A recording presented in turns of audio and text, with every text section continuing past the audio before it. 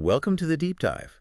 So today we're tackling a really big, complex question. What does it actually mean to be a man right now in today's world? Yeah, it's huge. And we've got this stack of notes, excerpts from a source that really digs into it from, well, all sorts of angles. Exactly. And the source material, it kicks off by setting this pretty specific scene. hmm It points to this particular moment in time, marked by, well, a hyper-masculine president, concerns around established women's rights, and the whole hashtag #MeToo movement's revelations. Right, that whole movement highlighting sexual abuse and harassment, often power dynamics involving men. And the source frames this time kind of paradoxically as a male reckoning. It argues that really understanding men, what's going on with them, is like more crucial than ever. And just so you know, we're really exploring how this source frames that. We're pulling directly from the material we have. We're not taking sides or endorsing political views here, just reporting on the perspective presented. Absolutely. Our mission here is to, try and move past the stereotypes, the easy answers. Yeah, and grapple with the messy, complicated, sometimes contradictory stuff about being a man today, Well, using this source as our guide. okay, so let's dive in. The source starts with this really relatable personal story, almost trivial, but it hits on a key pressure. It really does. The author talks about being close to tears in a work brainstorming session Yeah. and just feeling this like intense wave of shame. Yeah, like overwhelming shame. And he compares it straight back to a childhood thing. Couldn't undo a tent zipper on a scouts trip, ended up, well, peeing in his sleeping bag. That kind of humiliation. Exactly, that feeling of just utter failure in a small moment. And the reaction in the office when the tears came up, this absolute certainty, male tears are not on the office menu. Right. And the impulse was just immediate. Suppress it. He talks about reaching for his inner Mancunian. Yeah, and then storming off with this over-exaggerated strut that bordered on the simian. Wow. That image, the simian strut to hide vulnerability, it's striking. He actually says he shudders thinking what might have happened if he hadn't hit that northern male ejector button. Yeah, forced it down. And the source uses this small personal thing to make a much bigger point, right? About the state of modern men. Mm-hmm. Contrasting it with his dad, who was a teen in WWII, or his grandfather in WWI, thinking, they might just have had better things to get upset about. Which is a provocative idea, isn't it? The source argues that you only have to go back a generation or two to find what it calls an unrecognizable male landscape. Yeah, it highlights this incredibly rapid collapse. 10,000 years of total male certainty and dominance just gone. Or, well, collapsing over decades, especially since women gained more rights. That speed, that's the crucial part. It creates this disorientation, this pressure that the source says is kind of central to being a man now. Okay, so from those internal pressures, like at work, the source then shifts to look at dating challenges, using that as another way to see what it's like for men today. Yes, and some of the stuff is, well, pretty illuminating. Some is just kind of cringy, frankly. Right, like pickup artistry. Yeah. The author talks about the idea of approaching women cold as just a living nightmare, particularly in Britain. Yeah, contrast it with Miami, where it was maybe a bit easier. He seems really torn about it, though. Like, on one hand, therapeutic approval, because maybe it helps some guys overcome fear. But then also that real queasiness at the sleaze. He does admit some of the advice makes a certain kind of sense, though. Like what? Well, don't overstay your welcome, project confidence. Treat approaching someone as a skill, like golf or poker, something you can practice. And there's that story the source includes, right? Mm-hmm. About a wedding actually happening because a guy on a course got the confidence to talk to someone at a party. Yeah, so it suggests maybe there's something useful there, even if the whole scene feels a bit off to some people. And, of course, online dating. The source pulls no punches there, calls it a minefield of madness. An endless episode of Miss Marple, because you're always trying to figure people out, and ultimately, just a crude science. A science where the clues, the rudimentary forensics, as the source says, often let you down. Totally. And it lists those most awkward internet dating moments, the person who just stares, doesn't ask questions. Oh, God, yeah. Or the really outdated photos. The disappointment when reality doesn't match the profile. And the source connects this to, like, unrealistic expectations online dating can fuel, this delusion of perfection. Holding out for the royal flush, yeah. It even mentions that slightly crude, hot, crazy Matrix thing, chasing the non-existent unicorn zone. But what's really interesting here, I think, is the source's surprising suggestion. It looks at research on arranged marriages. Right, and suggests maybe love isn't supposed to be this instant zap thing. Maybe it's something you, like, build over time. It uses that old saying from India, first comes marriage, then comes love, as maybe holding some wisdom for us now. So the idea is maybe having too much choice, like on dating apps, actually makes things harder.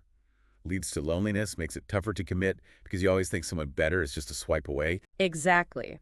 Which brings us back to how those big historical changes we mentioned earlier are still playing out, in very personal areas like dating. Yeah.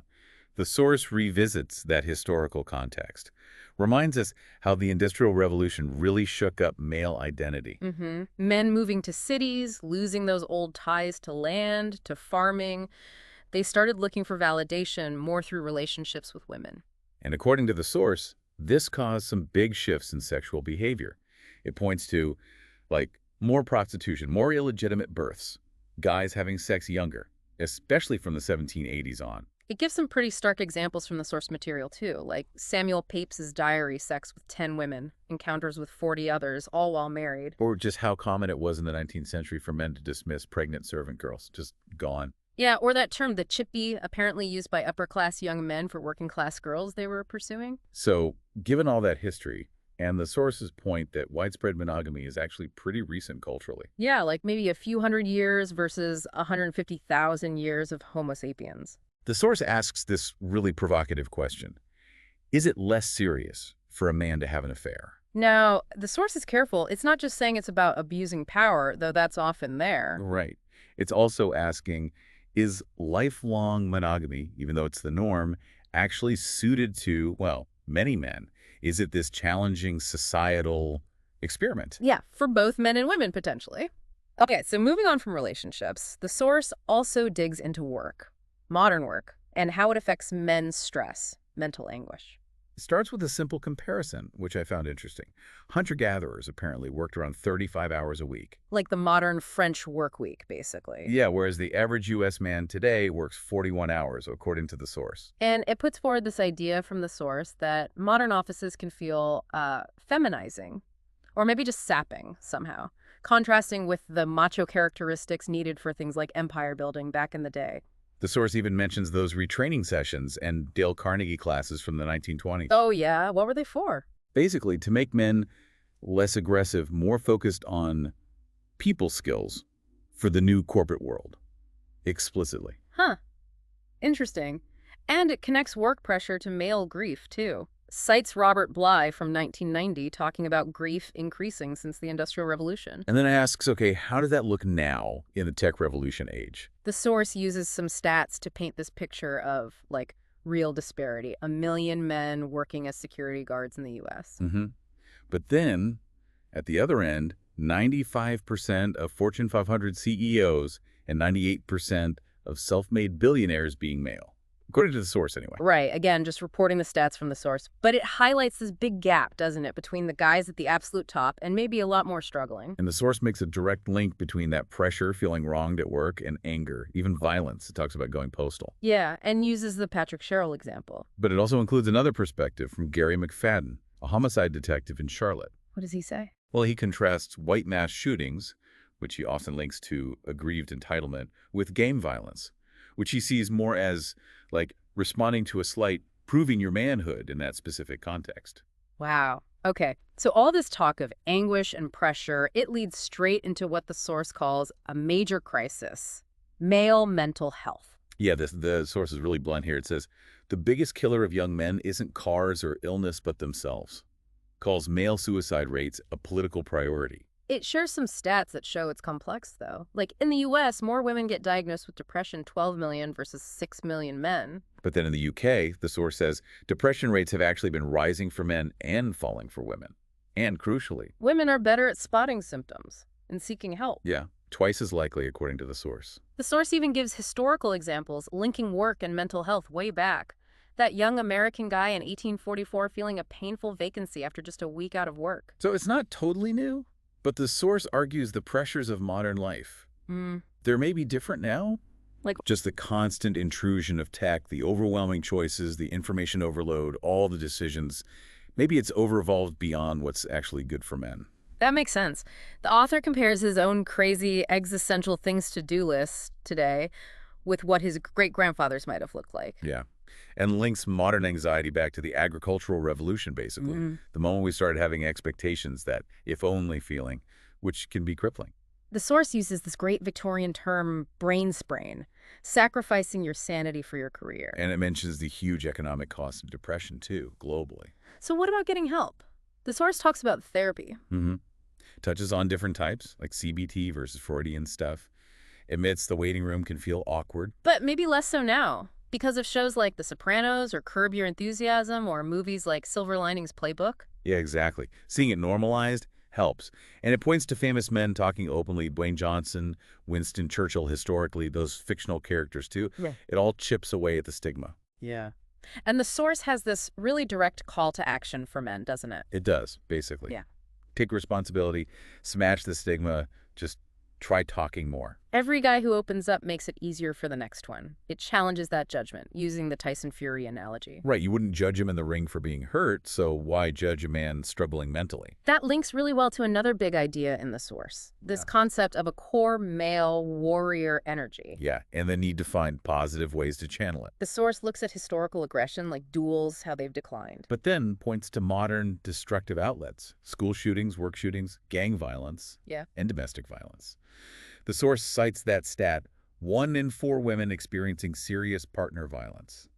Grim. And it argues that our modern, often sedentary lives just don't offer enough acceptable outlets for that energy, especially for boys. You give some crazy examples of how boys' play gets restricted now. Suspensions for, like, an imaginary grenade made of food or a Pop-Tart gun. Seriously. And the custard pie incident. Plus, losing playing fields, kids not being allowed to roam. Their radius of activity shrinking massively. Yeah. The author talks about his own Krav Maga experience as a positive outlet, though, feeling alive, grounded through the physical challenge. So the source also explores the lure of war itself, the intensity, the clarity. Quotes that Vietnam vet saying, "It's a brutal, deadly game, but a game the best there is.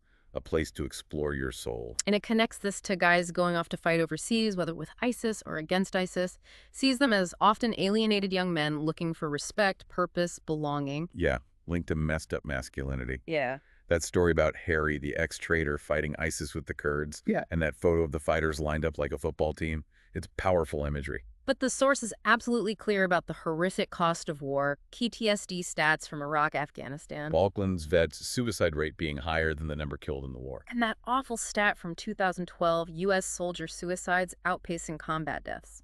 It mentions things like art therapy being used to help. It also looks at how societies used to deliberately cultivate macho values when they felt threatened. France versus Germany, British schoolboys during colonial times. Contrasting that with, how leaders present themselves today, or the image of somewhere like Switzerland. So bringing it back to positive outlets. The source really pushes for positive aggression. Even jokes about prescribing punching therapy with Prozac. But more seriously, it wants more physical outlets for boys. Sports, martial arts, yoga even. It mentions that Chicago anti-violence program. Oh yeah, the one combining sports and counseling. That's the one.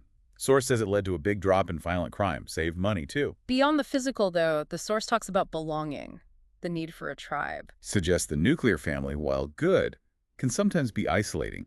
Sees value in communal living, like the kibbutz dining hall example, something atavistically essentially human. The author talks about feeling really himself with his male friends. It's a different energy and humor, a protective pack, letting out that innate immaturity. And you get those funny little anecdotes reflecting the pressures within those groups, like the football chant. Sit your tits out! Yeah! Contrasted with a guy in Glasgow who only admitted drinking rosé wine in private, still performing that traditional masculinity. So another area the source looks at for maybe non-faith-based wisdom is religion. Right. It mentions that longevity study, Dr. Harold Koenig, linking religious involvement to better coping, less depression, living longer. 7 years longer for weekly service attendance, apparently, according to the source. And it discusses religion as maybe providing shortcuts or software for life, Yeah. tapping into those needs for belonging, identity, tribe. The author uses his own example, right?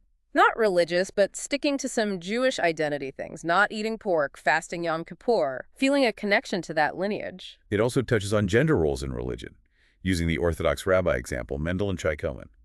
Her view, being equal doesn't mean being the same. Different roles, maybe. The author himself struggles with faith, though. Doesn't feel it, wonders if it's genetic. Describes going to a holy laughter church. Yeah, sounds baffling. Contrasts American zeal with British skepticism. Mentions Adrian, the Christian food critic, too. But even if you're not religious, the source argues there are nuggets of wisdom for men in these traditions. Like what? Rites of passage for boys, that Australian Right Journey program comes up again. Celebrating elders, not pushing them aside, having dedicated spaces for men to talk about real stuff, meaty stuff. Mm-hmm. And insights into keeping relationships alive, like modesty or separation periods. The takeaway is about separating the repressive chaff from useful rituals, mindfulness, occasions that bring people together, family, food, music. And it lists those Sabbath principles from the source as examples. Avoid tech, connect with loved ones, nurture health, get outside. Avoid commerce, light candles, drink wine, eat bread, find silence, give back. Things anyone could potentially benefit from, regardless of belief. Creates rhythm and connection. And we can't skip the funny bit about chicken soup maybe being an aphrodisiac. Or an elephant tranquilizer, in the author's view. Okay, next up, fatherhood. The source spends quite a bit of time here contrasting the past with now. Yeah, historically dads were often pretty detached. Ancient Greece, men not interested in little kids. Even Dr. Spock in 46 saying dads could make formula occasionally. Which is worlds away from how many modern men want to be involved, right? The source gives those anecdotes, the dad handcuffed to his wife in labor. Or the guy in the 60s strapped into a wheelchair just to be allowed in the delivery room. The source gets personal here, too. The author's own yearning for fatherhood. Calls it a DNA drive. Says the feelings are real. But he's realistic, too. Knows it's relentless, exhausting, kills the libido, strains relationships. Mentions paternal postnatal depression, too. It contrasts old-school, austere parenting, that shocking story about Francis Whalen punishing his baby. Just for not eating bread, locking him up for days. Unbelievable. Yeah.